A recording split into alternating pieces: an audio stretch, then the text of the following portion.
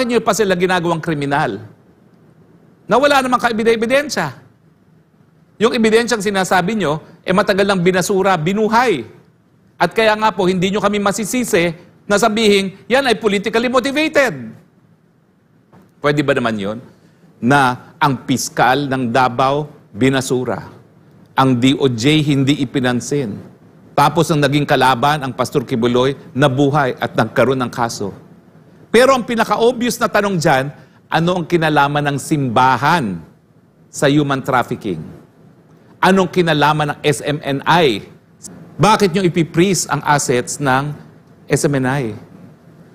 Naku, ang aking panawagan naman, sana po, yung ating mga alagad ng batas, ng ating mga mahistrado na nagpapatupad ng batas, huwag naman po magpapadala sa tawag ng mga politiko.